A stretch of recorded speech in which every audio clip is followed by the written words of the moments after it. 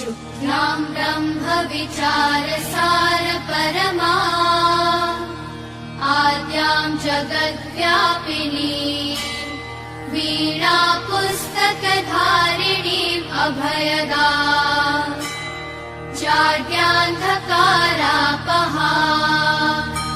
हस्ते स्फाटिकमालिकां विदधती पद्मासने संस्थिता वन्दे तां परमेश्वरीं भगवतीं बुद्धिप्रदां शारदा।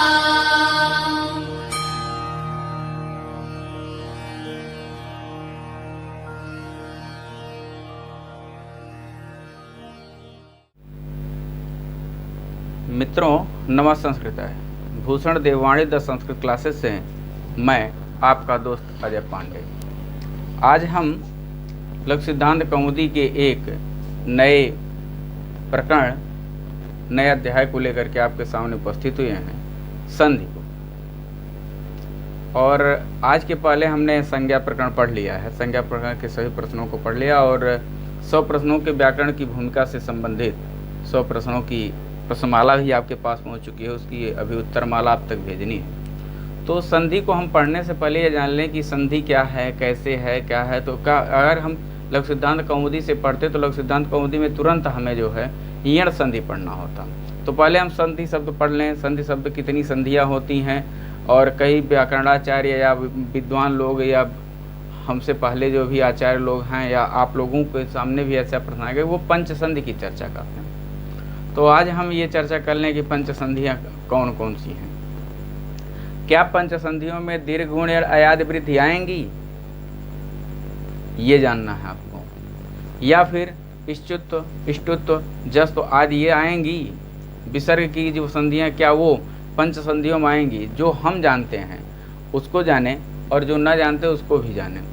मैं ये नहीं कहता कि सबको नहीं पता, लेकिन ये है कि यह एक कॉमन चीज़ होती है कि जब भी 5 संधियों का नाम लिया जाता है तो दीर्घ, गुण, यण, अयादि, वृद्धि, ये इसी पर लोगों का ध्यान रुक जाता है। और इसको श्रेष्ठ विद्वानजनों के संपर्क में आने से हमें भी यह ज्ञात हुआ था कि पंच संधियों में कौन कौन सी संधियाँ आती हैं। तो आइए हम बहुत देर न करते हुए संधि शब्द की व्युत्पत्ति पढ़ेंगे और फिर संधि में क्या कैसे है उसकी चर्चा करेंगे। संधि शब्द,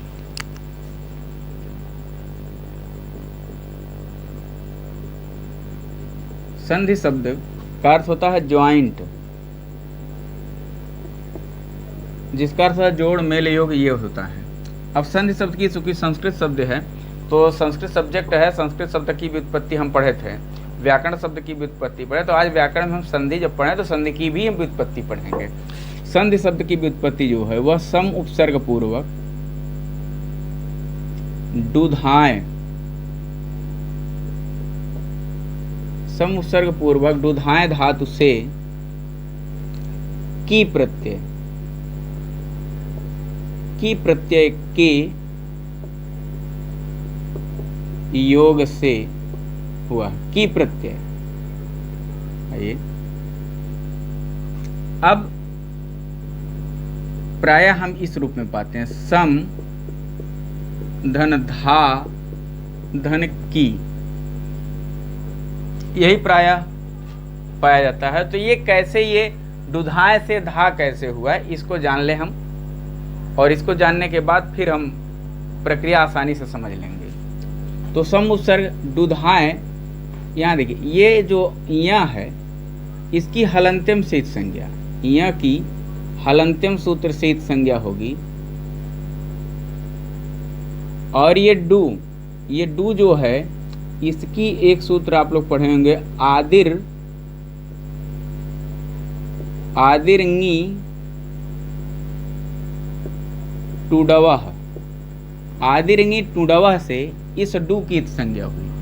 आदिरंगी टूडवह सूत्र कहता है कि यदि धातु के प्रारंभ में, यदि धातु के प्रारंभ में ई टू और डू आए हुए हों तो ये टू डवह, ये डवह कैसे बना, जैसे आप रूप जब पढ़ेंगे भानु भानु भानवह, तो उसी तरह से नी टू डू, तो अब क्या करें, नी टू डू, नी टू डू, नी टू डू, नी टू डवह, ऐसे बनेगा।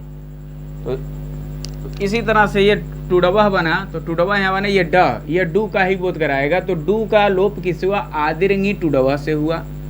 अब जब आदिरंगी टूडवह से डू की संज्ञा हुई और हलंत्यम से यहाँ की संज्ञा हुई, तो फिर तसलोपा सूत्र आया और दोनों का कर दिया लोप।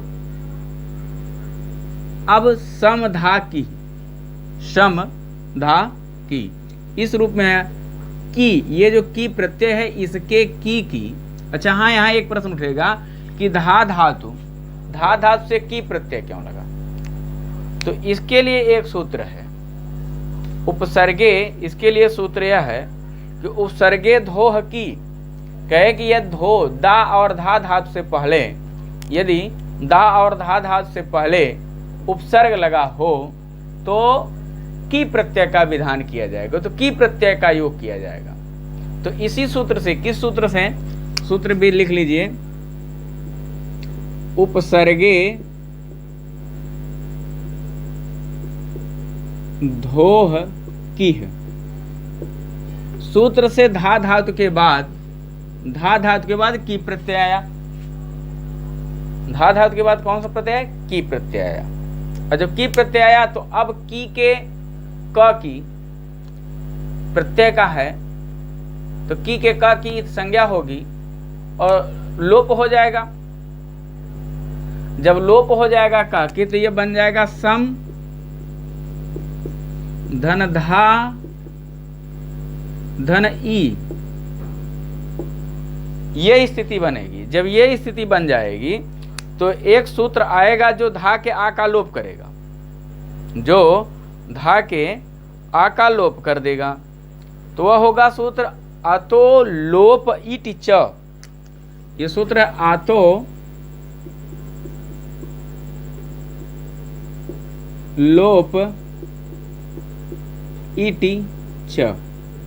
इट मतलब ई, यदि धातु के अंत में, यदि धातु के बाद इट ई हो तो धातु के आतो आत, तो आ का लोप हो जाएगा। तो जब आ का लोप हो जाएगा तो ये हो जाएगा सम धन ध धन ई।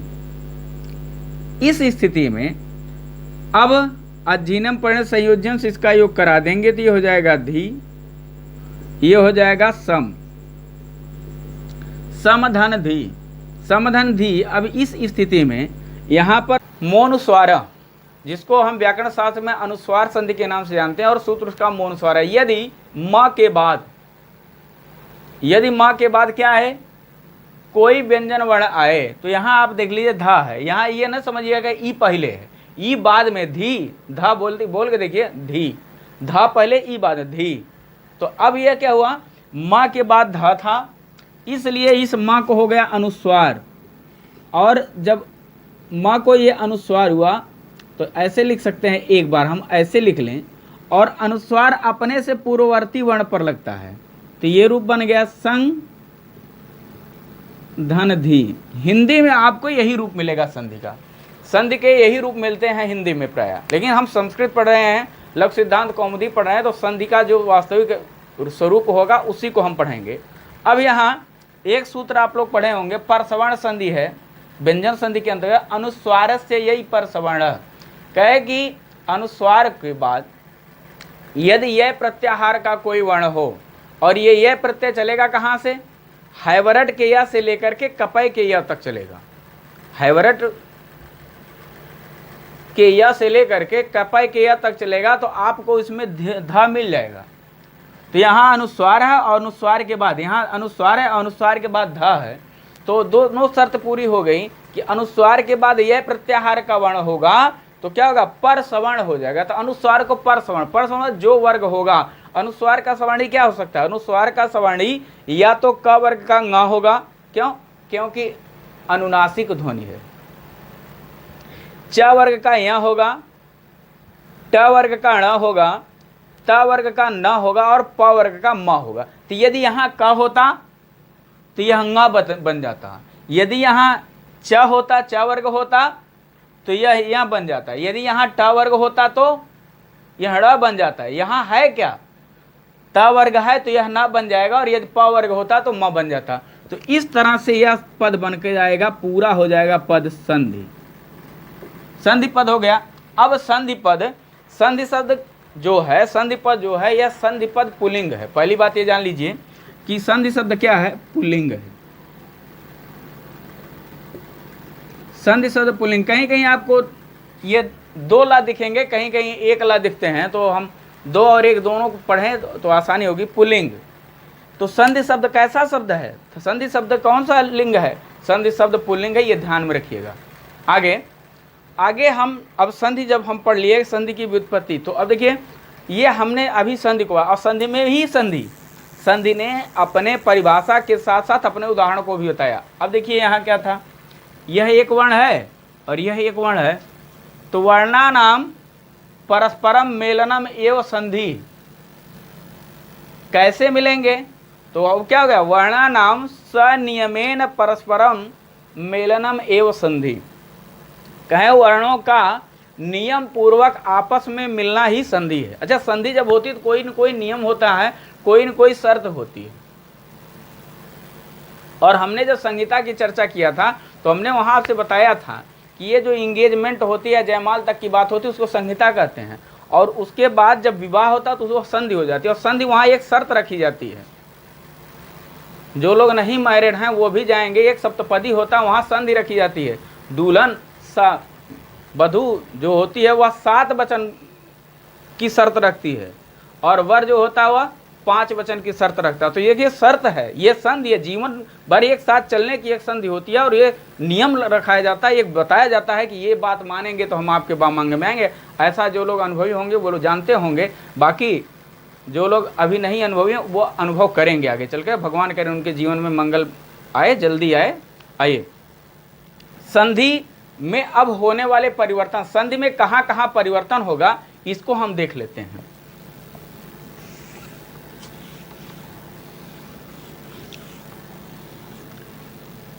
और प्रायः एक काम किया करिए, आप लोग की कॉपी लेकर के बैठा करिए, कि जिससे कुछ चीज़ें, जैसे हम कुछ चीज़ें बोलते हैं, कुछ लिखते हैं, और हर बातें हम लिख के बोर्ड पर लिख पाएँ यह संभव नहीं है। कुछ बोली हुई चीज़ें भी आपके काम की हो सकती हैं। तो अब जो है, जैसे संधि में होने वाले परिवर्तन, कहाँ कहाँ परिवर्तन होंगे संधि में।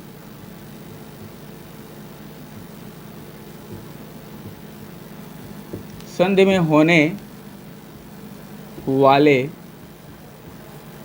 परिवर्तन, ये हम पढ़े। अच्छा, अभी तक हिंदी की परिभाषा आपको हम नहीं बताए। तो अब वर्णानाम सनियमेन परस्पर मेलनम एवं संधि, या फिर वर्णानाम परस्परम विकृतम एवं मेलनम एवं संधि, या वर्णों का आपस में मिलकर के विकृत रूप हो जाना, परिवर्तित हो जाना ही संधि है। जैसे मान लीजिए विद्याधनालय हुआ, विद्यालय बना, तो यह वर्णों का परस्पर मेल हुआ। लेकिन अब वहीं पर रमाधन ईसा मिलेगा तो रमेशा बनेगा, यह वर्णों में विकार होगा।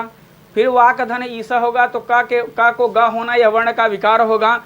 सम धन धी संधि में भी आपको देखिए, संधि में भी वर्ण का विकार हुआ है। तो ये देखिए सब उदाहरण आपको मिल गए। और ये जान लीजिए कि दो वर्णों में के आपस में आपसी मेल को संधि कहते हैं। दो वर्णों के आपसी मेल को संधि कहते हैं। और संधि शब्द के अर्थ मेल, जोड़, योग और मिलना होता है। चाहे उसको मेल कहिए, चाहे जोड़ कहिए, चाहे मिलना कहिए, ये सब संधि है। अब परिवर्तन की बात हम करें तो दो वर्णों में से पूर्व वर्ण में परिवर्तन, एक नियम होगा इसका, दो वर्णों में से एक वर्ण में परिवर्तन।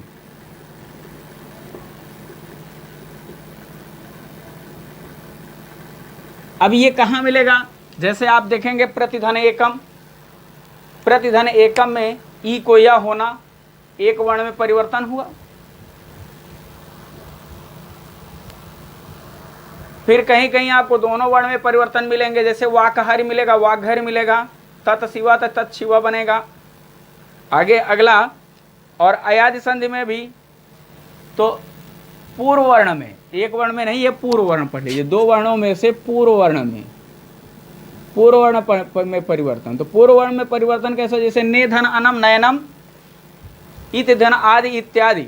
तो पूर्व इत के पूर्व वर्ण का जो अंतिम वर्ण था उसमें परिवर्तन हुआ, तो यह यण और अयाज में मिलेगा आपको। फिर आपको मिलेगा दो वर्णों में से पर वर्ण में परिवर्तन। पर माने बाद वाला। तो दूसरा नियम नोट कर लीजिए, दो वर्णों में से पर वर्ण में परिवर्तन। अब ये आपको जैसे जब हम स्तुत और स्तुत पढ़ते हैं तो पेश धन ता, तो बाद वाले वर्ण में पेष्टा बना, ध्यान रखिएगा, ये देखिए वहां है। तो इसी तरह से हमने नौ नियम हमने संधि के बनाए हैं कि 9 नियम हैं। बनाए क्या है नियम, हमने कहीं खोजा मिला, तो हम आज वो 9 नियम आप तक पहुंचा रहे हैं। फिर दूसरा है दो वर्णों में से दोनों में परिवर्तन।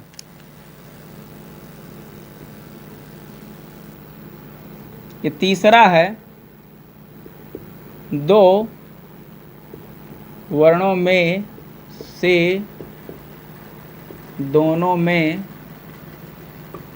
परिवर्तन। यह आपको स्वर और व्यंजन संधि दोनों में मिलेगा, विसर्ग में भी मिलेगा, ये तीनों संधियों में आपको मिलेगा। फिर दो वर्णों में से प्रथम वर्ण का लोप, ये चौथा नियम है। दो वर्णों में से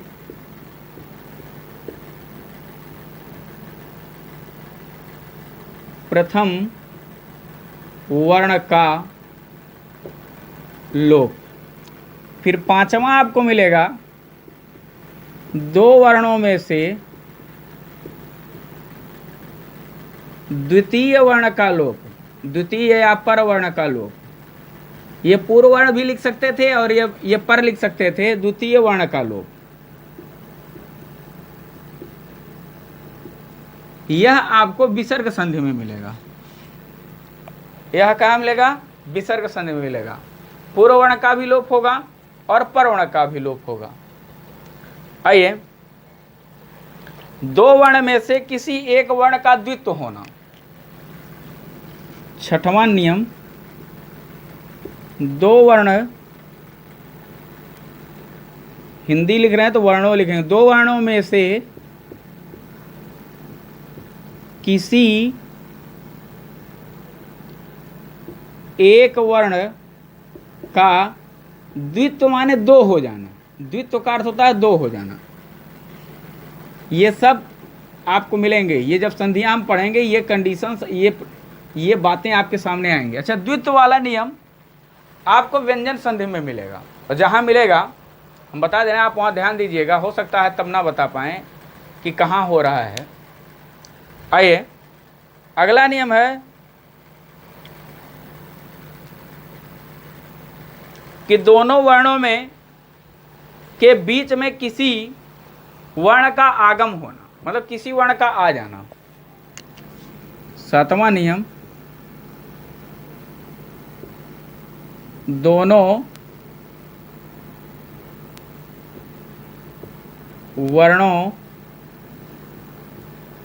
के मध्य किसी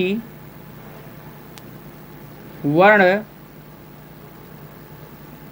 या वर्ण समूह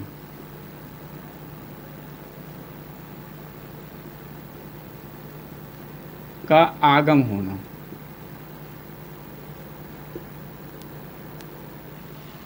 किसी वर्ण या वर्ण समूह का आगम होना, यह भी आपको व्यंजन संधि में मिलेगा। अब आठवां नियम है, दोनों वर्ण में से किसी में भी परिवर्तन ना होना।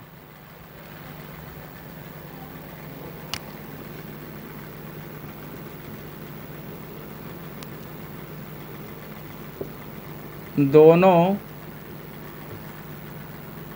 वर्णों में से किसी में परिवर्तन न होना। ये 8 नियम आपको बताए, ये 8 प्रक्रियाएं होंगी संधि में। अच्छा, यहाँ ये नहीं परिवर्तन होगा किस संधि में? इस संधि का नाम प्रकृति भाव है। प्रकृति भाव संधि में कोई संधि नहीं होती है, दोनों वर्णों में से किसी में कोई परिवर्तन नहीं होता है। आपको मिलेंगे ऐसे उदाहरण। अब हमने संधि की परिभाषा पढ़ लिया, संधि को हम जान लिए कि संधि कैसे हुई, संधि शब्द को पढ़ लिया हमने। संधि शब्द को हमने ये पढ़ा कि पुल्लिंग है, दुधाएं धातु थी, दुधाएं धातु थी। दुधाएं में हमने बताया कि डू और ऊ की संज्ञा तसलोपा से लोप हुआ, यहाँ की संज्ञा लोप हुआ। फिर हमने आपको बताया उपसर्गे,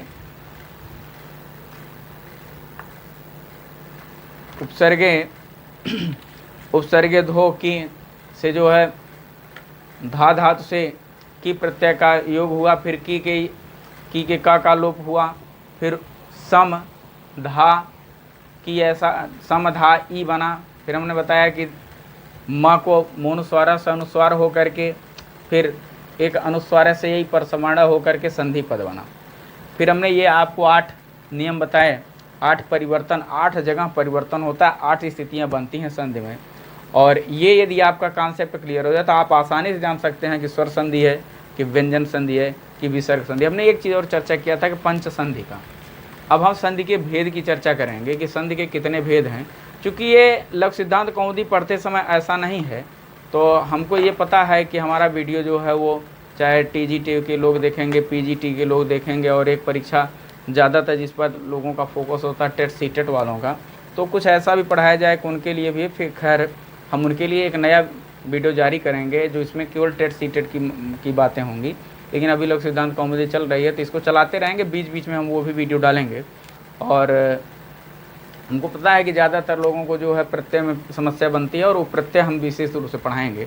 आइए आज हम संधि के हम भेद की चर्चा कर लें। अब हम संधि के भेद की चर्चा कर लें कि संधि के कितने भेद होते हैं। संधि के भेद मतलब ये संधि का परिवार जब बड़ा हुआ तो अब एक तरह से मान लें सम और धी, 2 चीज़ हम पढ़ लें, सम और धी। तो सम और धी में संधि हुई। हमने विवाह का नाम लिया था, जब विवाह हो जाता है तो संतान होती है। तो एक तरह से जान लीजिए संधि के कितनी संतानें थी। तो संधि के संतान हुई थी 5, बता रहे हैं संधि की 5, और इसी पंच संधि का नाम व्याकरण शास्त्र में लिया जाता है।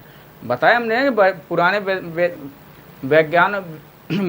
व्याकरणाचार्य होंगे, पुराने विद्वान होंगे, और तो वो आपसे पूछेंगे कि पंच संधि आप जानते हैं। आपसे ये प्रश्न बन जाएगा क्या आप पंच संधि जानते हैं, तो आप पंच संधि को लेकर के ना ऊहापोह में पड़ जाएंगे कि अरे यार हम तो दीर्घ गुण यण अयादि पूर्व रूप पर रूप प्रकृति भाव ये तो 5 से ज़्यादा हो गई। फिर इसी तरह से स्तुत वहाँ पढ़ेंगे, फिर वहाँ ज़्यादा, फिर विसर्ग में भी आप पढ़ेंगे तो आपको लगेगा 5 संधि कौन सी 5 संधि। वो 5 संधि मैं आपको बता रहा हूँ, वो 5 संधियाँ कौन कौन सी हैं। आइए संधि के भेद हम पढ़ लें। संधि के भेद हमने आपको बताया 5 भेद होते हैं। संधि के 5 भेद होते हैं। पहला अच संधि, इसी को हिंदी में स्वर संधि कहा जाता है।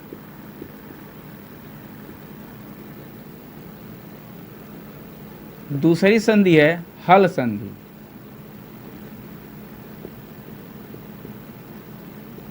इसी को हिंदी में व्यंजन संधि कहा जाता है। तीसरी संधि है विसर्ग संधि,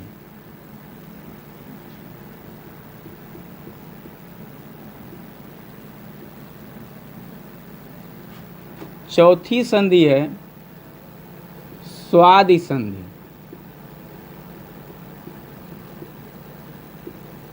और 5वीं संधि है प्रकृति भाव संधि।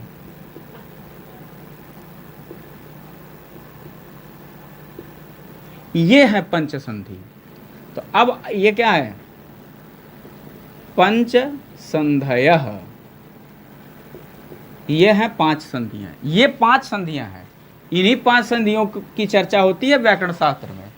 अब ऐसा नहीं कि पंच संधि हम बता दिया और पंच संधि आपसे कोई बड़े विद्वान पूछते हैं, कोई चर्चा करते हैं कि 5 संधियाँ बताइए, पंच संधि बताइए, तो आप जो है यण गुण अयादि दीर्घ पर रूप ऐसे आगे पीछे करके बताते रहिए, वो जिंदगी में नहीं कभी नहीं आंसर आपका सही होगा।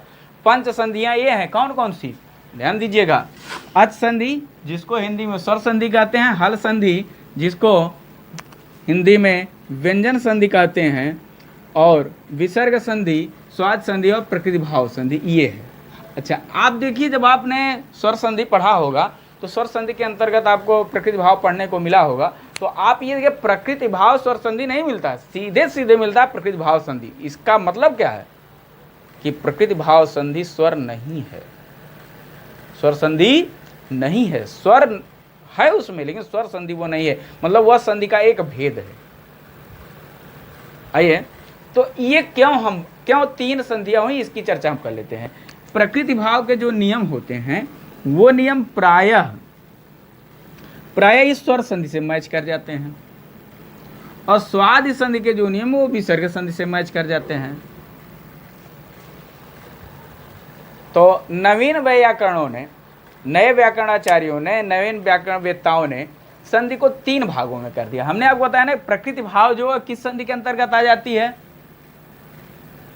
स्वर संधि के साथ पढ़ लेते हैं, के साथ पढ़ लेते हैं, के अंतर्गत नहीं। तो अब चलिए प्रकृति भाव को हम यहां लिख लेते हैं, स्वर संधि में प्रकृति भाव संधि।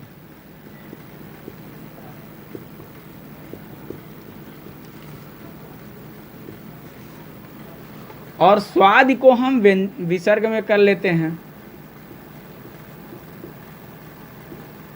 अब आप देख लीजिए, अब जो संधियां आप पढ़े हैं ये पंच संध्या से कितने त्रिसंध्या हो गई।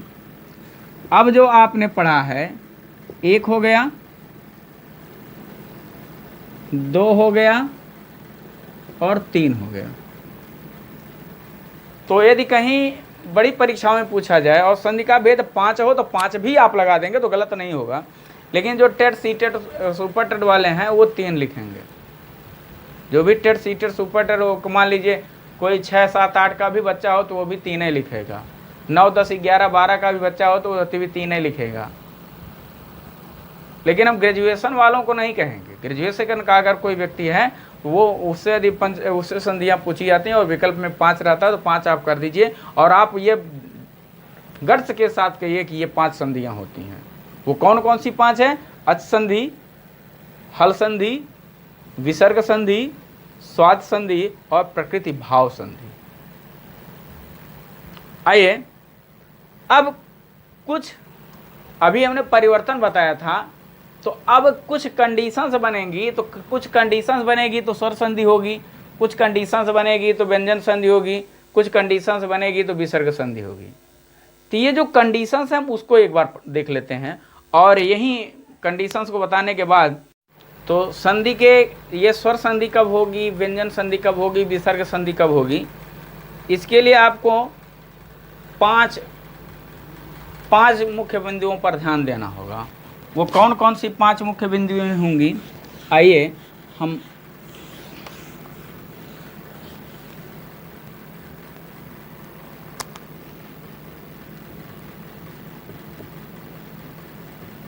संधि के मुख्य बिंदु, ये मुख्य बिंदु होंगे और इन्हीं बिंदुओं के अनुसार आपकी संधियां बनेगी। स्वर संधि स्वर कैसे बनेगी, व्यंजन संधि व्यंजन कैसे बनेगी, और विसर्ग संधि विसर्ग संधि कैसे बनेगी, ये आप जान लीजिए। अब देखिए, आपने पढ़ा कि 2 वर्णों के मेल को संधि कहते हैं, वर्णानाम परस्परम मेलनम। तो ठीक है, वर्णानाम मेलनम, लेकिन यह है कि जैसे विद्या धन आलय हुआ तो विद्या का आ, आलय का आ, तो प्रथम शब्द के अंत में क्या होगा, प्रथम शब्द का अंतिम वर्ण यदि स्वर हो और दूसरे शब्द का प्रथम वर्ण स्वर हो। आइए, तो पहला बिंदु आप नोट कर लीजिए, यदि प्रथम शब्द का अंतिम वर्ण स्वर हो एवं द्वितीय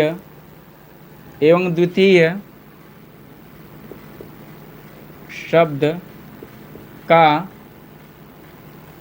थोड़ा अच्छे से लिख दें, द्वितीय शब्द का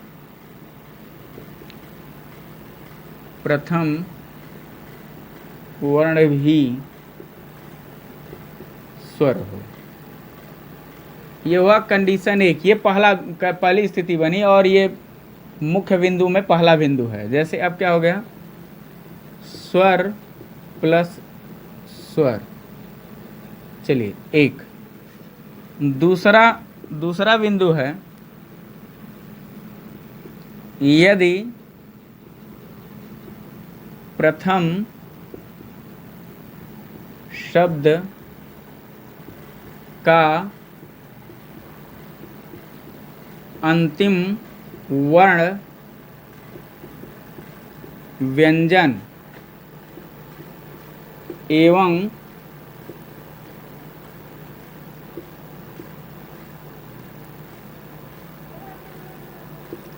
द्वितीय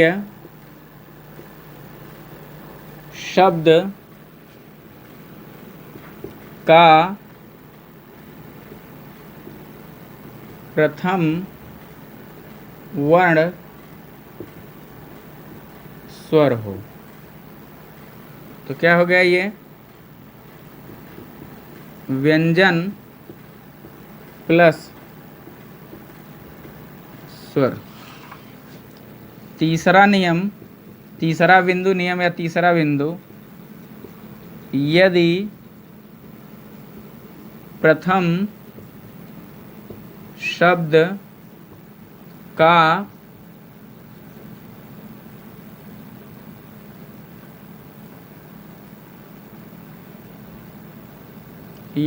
शब्द का अंतिम वर्ण व्यंजन एवं द्वितीय शब्द का प्रथम वर्ण व्यंजन हो। मतलब ये हो गया व्यंजन प्लस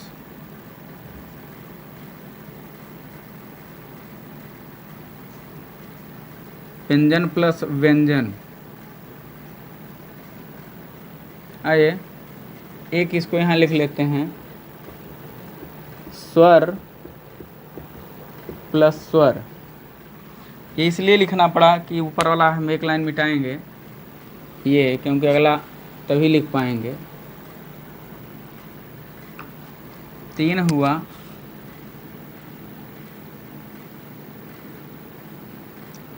ये 4 हो गया। यदि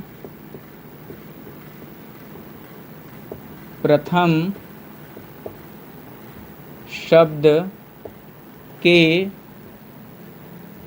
शब्द का अंतिम वर्ण विसर्ग या प्रथम शब्द के अंत में विसर्ग हो, एवं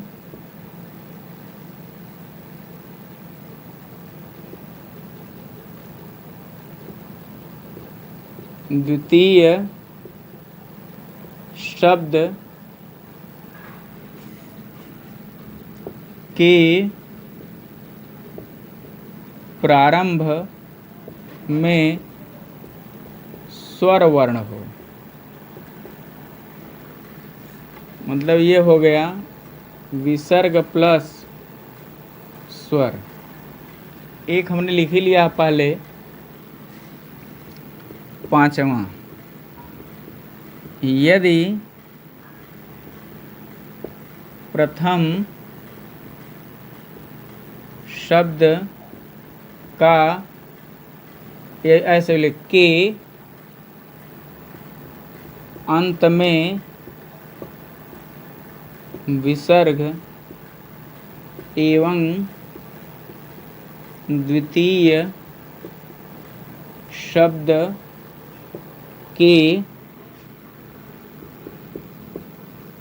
प्रारंभ में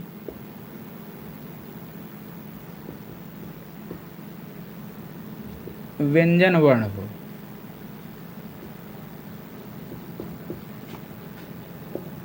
तो ये क्या बन जाएगा, विसर्ग प्लस व्यंजन बराबर आपको 5 कंडीशन, एक कंडीशन, फिर आपकी दूसरी कंडीशन से ये थी, फिर ये तीसरी थी, ये चौथी, ये पांचवी। हम पांचों कंडीशन से लिख देते हैं और उसके बाद ये मिटा लें। थोड़ा सा अब हम केवल पांचों कंडीशन से लिखेंगे, पांचों बिंदु लिखेंगे, पांचों परिस्थितियाँ लिखेंगे और उसी से तब हम संधियों का विभाग कर लेंगे। आइए, 5 बिंदु थी, तो बिंदु नंबर 1 में आपने लिखा देखा स्वर प्लस स्वर, ये बिंदु नंबर 1। बिंदु नंबर 2 में आपने देखा व्यंजन प्लस स्वर। बिंदु नंबर 3 में आपको मिला व्यंजन प्लस व्यंजन। बिंदु नंबर 4 में आपको मिला विसर्ग प्लस स्वर। बिंदु नंबर 5 में आपको मिला विसर्ग प्लस व्यंजन। ये कंडीशंस तो 5 बनी, लेकिन अब ये पहली वाली कंडीशन जो है यह स्वर संधि अच संधि की है। ये अच अच हो जाएगा, ये हम अच भी लिख सकते हैं। मान लीजिए आपसे पूछा जाए 2 अचों के मेल को क्या कहेंगे। एक जनरली बात होती है कि 2 अचों का मेल होगा तो कौन सी संधि होगी, स्वर संधि। अच्छा, लोग प्राय ये रट्टा मारे हैं कि 2 स्वर वर्णों के मेल को, 2 अच वर्णों के मेल को कौन सी संधि कहेंगे। स्वर वर्ण पढ़िए तो अच जरूर पढ़िए, हल वर्ण पढ़िए तो व्यंजन पढ़िए, व्यंजन पढ़िए तो हल पढ़िए, जरूर पढ़िए, क्योंकि हम संस्कृत के विद्यार्थी हैं। आइए, तो ये कंडीशन जो बनेगी, ये जो स्थिति बनेगी वो क्या हो जाएगी, ये स्वर संधि की होगी, स्वर संधि। आइए दूसरी, इसको हल और इसको अच कर लीजिए। ये क्या होगी, ये 2 कंडीशन, ये हल प्लस हल हो जाएगा। ये दोनों कंडीशंस में ये क्या बनेगी, ये व्यंजन संधि बनेगी।